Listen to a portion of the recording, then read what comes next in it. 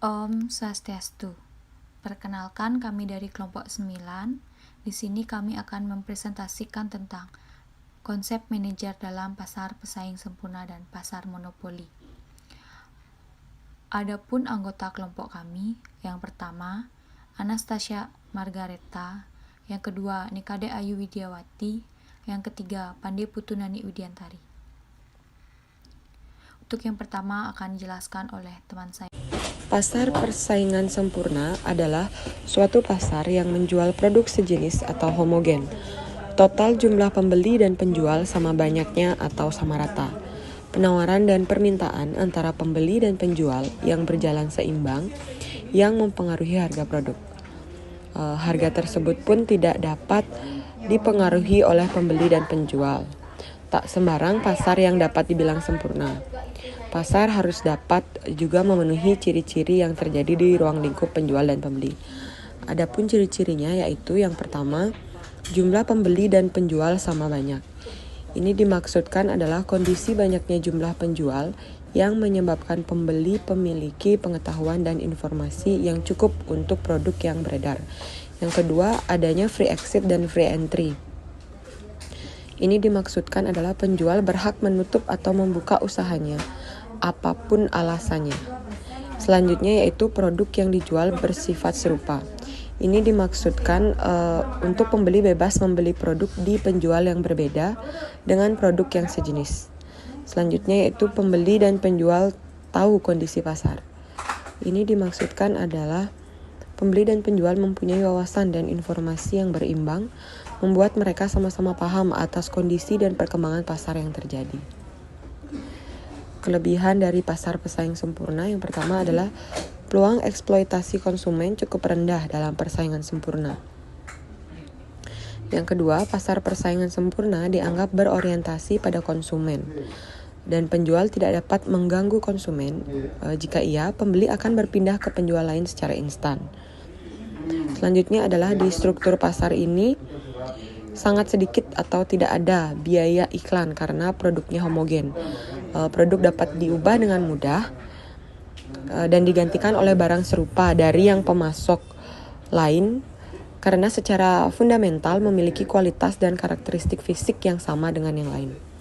Dan juga tidak perlu mengeluarkan banyak uang untuk iklan karena penjualan akan terjadi secara otomatis jika perusahaan menentukan harga lebih rendah dari persaing. Adapun kekurangan pasar pesaing sempurna yaitu dalam bentuk struktur pasar ini penjual tidak mendapatkan motivasi apapun untuk menghadirkan informasi, inovasi atau menyertakan fitur tambahan dalam biaya produk. Ini karena penjual tidak dapat dikenai biaya tambahan untuk fitur-fitur tambahan tersebut karena pembeli dapat pindah ke penjual lain. Selanjutnya yaitu lokasi memainkan peran besar dalam menghasilkan penjualan. Perusahaan yang berlokasi di lokasi utama cenderung mendapatkan lebih banyak penjualan daripada yang tidak. Selanjutnya yaitu ada sangat sedikit hambatan untuk memasuki pasar persaingan sempurna karena perusahaan manapun dapat memasuki pasar ini untuk menjual produk. Itu berarti kemungkinan pesaing akan lebih banyak. Baik, di sini saya akan menjelaskan tentang pasar monopoli. Pasar monopoli sebuah perusahaan atau bentuk pasar yang hanya satu saja, namun produk atau jasanya ini dibutuhkan atau digunakan banyak orang tanpa kompetitor di produk yang sama. Dengan adanya satu perusahaan saja yang memproduksi produk atau jasa tersebut, menjadikan pengendali pasar dan kemungkinan bisa menjadi pengendali harga. Ciri-ciri dari pasar monopoli, yang pertama, adanya satu produsen atau perusahaan yang bisa menarik daya beli banyak orang. Yang kedua, jenis pasar ini antara lain perusahaan baru pasti akan menemukan hambatan jika harus membuat produk atau layanan yang serupa.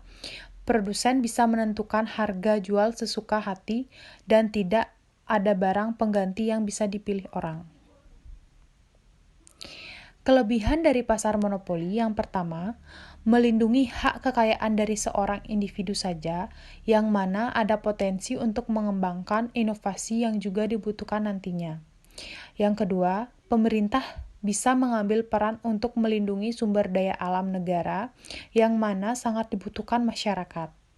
Yang ketiga, perusahaan dengan jenis pasar ini tak perlu mengeluarkan banyak modal hanya untuk berpromosi.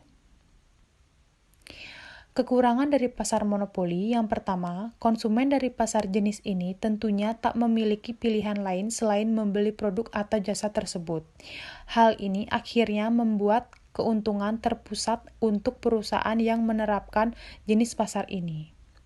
Yang kedua, perusahaan dengan jenis pasar ini dinilai bisa-bisa saja menaikkan harga jualnya karena pelanggan tak bisa berpindah ke perusahaan lain untuk memenuhi kebutuhannya.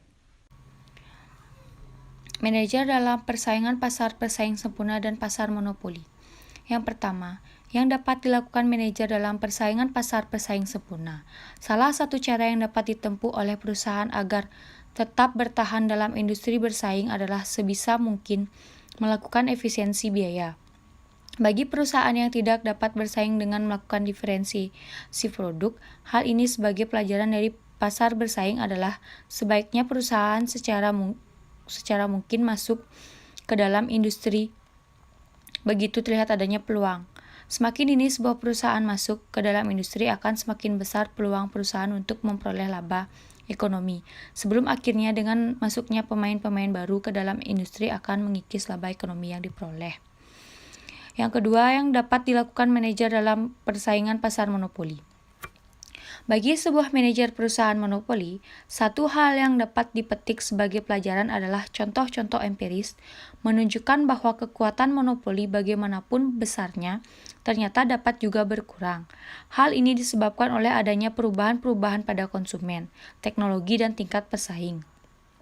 Oleh karena itu, manajer perusahaan monopoli harus mencermati perubahan ini dan tidak menjadi arogan bahwa kekuatan monopoli perusahaan dan kemampuan perusahaan untuk mendapat laba ekonomi tidak akan pernah berkurang. Berikutnya adalah salah satu contoh kasus, yaitu PLN. PLN tidak lagi menjadi monopoli setelah berpuluh-puluh tahun menjadi satu-satunya pengelola listrik di Indonesia karena keterbatasan penyediaan energi listrik. Peraturan Pemerintah Nomor 10 Tahun 1989 membuka pintu seluas-luasnya bagi investor swasta untuk memperoleh pengelolaan listrik nasional. Sekian presentasi dari kelompok kami. Akhir kata kami tutup dengan Pramesanti. Om Santi Santi Santi Om.